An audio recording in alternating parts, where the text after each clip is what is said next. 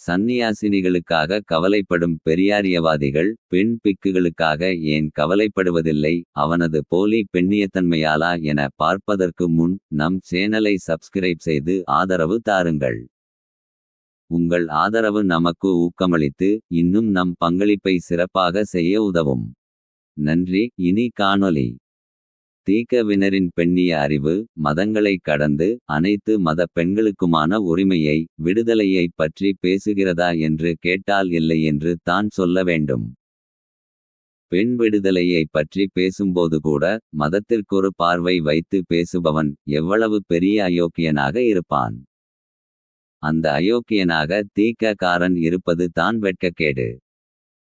மதங்களின் மூடநம்பிக்கைகளை பற்றி பேசுகையிலேயே மதத்திற்கு ஒரு பார்வை வைத்து வலுவான மதங்களிடம் பகுத்தறிவை காட்ட அச்சப்படுகிறவன் பெண்ணிய விஷயத்தில் மாத்திரம் நேர்மையாக இருந்தால் தானே ஆச்சரியம். தஸ்லிமா நஸ்ரினுக்கு ஒரு ஆபத்து எனும்போது பெண் விடுதலை பேசக்கூடியவனாக ஒரு வேடமும் பகுத்தறிவாதி பேசக்கூடியவனாக ஒரு வேடமும் என இரட்டை வேடம் போடுகிற கி வீரமணி எந்த ஒரு கொள்கைக்காகவாவது விசுவாசமாக இருந்து குரல் கொடுத்தாரா என கேட்டால் இல்லை என்பது தானே உண்மை. அயோக்கியன் எல்லா விஷயத்திலும் அயோக்கியனாக தானே இருப்பான். ஒரு கொள்கை விஷயத்தில் அயோக்கியனாகவும் மற்றொரு கொள்கை விஷயத்தில் யோக்கியனாகவுமா ஒருவன் இருப்பான். அவனுக்கு தெரிந்தது அயோக்கியத்தனம் தான் எனும்போது சகல விஷயத்திலும் அந்த கதியில் தானே இருப்பான். மதத்திற்கொரு பெண்ணிய சிந்தனை கொண்டு பெண் விடுதலைக்காக பாடுபடுவதாக சொல்லும் தீக்க ஆசாமிகளின் போலி பெண்ணியத்தை பார்ப்போம்.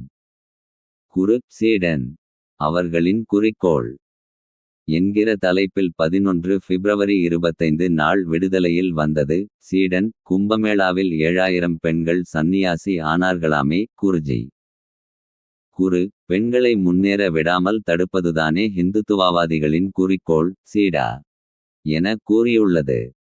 கி வீரமணி ஆசிரியராக உள்ள விடுதலை பத்திரிகையாளன் நேர்மையாக பதில் தந்திருக்கிறானா என பார்ப்போம். பொதுவாக பெண்களை முன்னேற விடாமல் தடுப்பதுதானே மதவாதிகளின் குறிக்கோள் யோக்கியதை என கூறி இருந்தால் அவன் யோக்கியன். காரணம் எல்லா மதங்களிலும் தான் பெண் சந்நியாசினிகள் இருக்கத்தானே செய்கிறார்கள். கன்னியாஸ்திரி என்கிற பெயரில் கிறிஸ்தவத்திலும் பிக்குணிகள் என்கிற பெயரில் ஈ. ராமசாமியால் பகுத்தறிவு மதம் என புகழப்பட்ட பௌத்தத்திலும் பெண்கள் இருக்கிறார்கள். மதத்தின் பெயரால் அவர்களின் வாழ்க்கை அழிக்கப்பட்டு கொண்டிருக்கிறது. ஏன் எல்லா மதக்காரனும் ஒரு ஆம்பளையை தனக்கு உதவியாக வைத்து கொள்ளாமல் சந்நியாசினியை பிக்குனியை கன்னியாஸ்திரியை என தங்களுக்கு உதவியாக வைத்து கொள்ள பெண்களையே நாடுகிறான் என்றல்லவா பகுத்தறிவாதி என்பவன் இந்த விஷயத்தில் பெண்கள் சந்நியாசியாகும் செய்தியை வாசித்ததும் கேட்டிருக்க வேண்டும். அவ்வளவு அறிவு அவனுக்கேது. ஈ. ராமசாமிக்கே தனக்கு உதவி செய்ய ஒரு மணியம்மையை தான் நாடினாரே தவிர ஒரு மணியப்பனை நாடவில்லையே. ஆக ஆன்மீகவாதியாக இருந்தாலும் சரி பெண் விடுதலை பேசக்கூடிய பெண்ணியவாதியாக இருந்தாலும் சரி தங்களை பார்த்து கொள்ள எடுபிடி வேலைக்கு பெண் தான் தேவைப்படுகிறது. ஆனால் பெண் விடுதலையை பற்றி பேசச் சொன்னால் வாய் கிழிய பேசுவான். ஏனைய மதங்கள் எல்லாம் பெண்களுக்கு வளர்ச்சிக்கு உதவுவது போல் விடுதலை பத்திரிகைக்காரன் எழுதி உள்ளான். ஈ. ராமசாமியின் அரைவேக்காடான அறிவால் பகுத்தறிவு மதம் என வர்ணிக்கப்பட்ட பௌத்தம் பெண் பிக்குகள் என சொல்லப்படுகிற பிக்குணிகளின் வளர்ச்சிக்கு எப்படி உதவுகிறது என பாருங்கள். பெண் துறவிகளை தொந்தரவு கொடுத்து அவர்களை உடலுறவு கொள்ள செய்ததாக சீனாவில் பிரபலமான பௌத்த மடாதிபதி சுயேசோங் மீது குற்றம் சாட்டப்பட்டு உள்ளது என்கிறது சீனத்து செய்தி. பக்கத்து இலங்கையில் பௌத்த பெண் துறவியை கர்ப்பிணியாக்கி இருக்கிறான் பிக்கு ஒருவன் என்றொரு செய்தி. ஆக பெண்களை போகப்பொருளாக பார்ப்பதில் எந்த மதமும் விதிவிலக்கில்லை.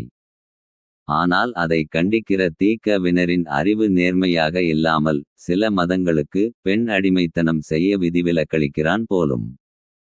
அதற்கொரு சான்று இந்த செய்தி. சென்ற 2024 டிசம்பர் 31 அன்று பல்வேறு பத்திரிகைகளில் ஒரு செய்தி வந்திருந்தது. பெண் விடுதலையை பற்றி பேசுகிற தீக்க ஆசாமிகளின் ஆசிரியர் கி வீரமணியின் விடுதலை பத்திரிகையில் மாத்திரம் அந்த செய்தி வரவில்லை. கி வீரமணிக்கு இந்த செய்தியை வெளியிட அம்புட்டு பயம். ஆனால் பெண்ணியவாதி என உருட்டுவான். ஆப்கனில் பெண்கள் உள்ள வீடுகளில் ஜன்னல்கள் வைக்க தலிபான்கள் தடை என்கிற தலைப்பில் வந்திருந்தது. இந்த செய்தியை பெண்ணியவாதி கி. வீரமணி தம் பத்திரிகையில் பிரசுரிக்காததற்கு பயத்தை தவிர வேறு ஒரு நேர்மையான காரணம் சொல்லட்டுமே பார்ப்போம். ஜன்னல் வழியாக கூட பெண்கள் சுதந்திர காற்றை சுவாசித்துவிடக்கூடாது என்பதற்காக வந்த தடையல்லவா அது. தன் வீட்டில் ஜன்னல் வைப்பதா வேண்டாமா என்பதை ஒரு மதம் தீர்மானிப்பது ஈரோட்டு கண்ணாடிக்காரனுக்கு பகுத்தறிவை காட்ட வேண்டிய செயலாக தெரியவில்லை. இந்த செய்தியை மூடிமறைத்து தான் எவ்வளவு பெரிய பித்தலாட்டவாதி கோழை என கி. வீரமணி நிரூபித்துவிட்டார். முஸ்லிம்கள் அதிகம் வசிக்கும் ஆப்கானிஸ்தானில் அதிகாரத்தில் உள்ள தலிபான்கள் பெண்களுக்கு எதிராக பல்வேறு கட்டுப்பாடுகளை விதித்து வருகின்றனர். பெண் கல்வி, பெண் சுதந்திரம் போன்றவை அங்கு மறுக்கப்பட்டு வருகிறது. இதற்கிடையே ஆப்கனில் பெண்கள் அதிகம் புழங்கும் வீடுகள் உள்ளிட்ட இடங்களில் ஜன்னல்கள் வைக்க தடை விதிக்கப்பட்டுள்ளது என்கிறது அந்த செய்தி. ஆசிரியர் கி. வீரமணியின் பார்வையில் இந்த செய்தி பெண்களின் வளர்ச்சிக்கு உதவும் போலும். சந்நியாசியாவது தான் வளர்ச்சிக்கு தடையாகுமாம்.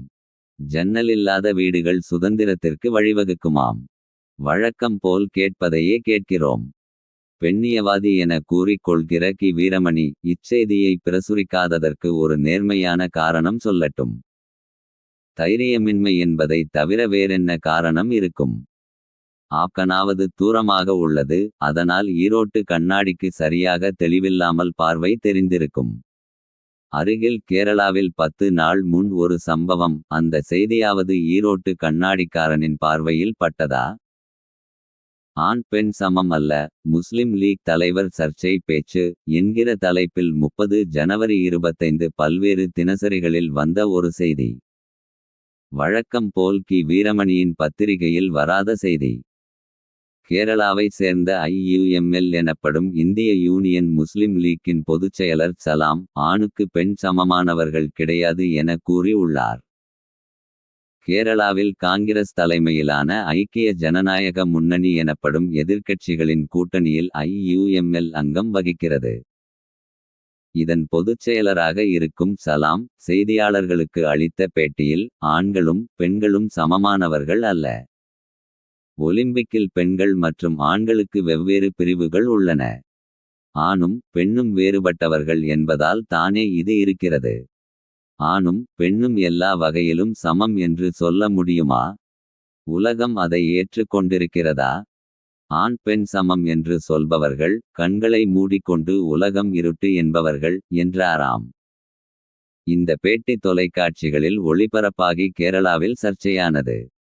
சலாமின் இந்த கருத்துக்கு பலரும் எதிர்ப்பு தெரிவித்துள்ளனர்.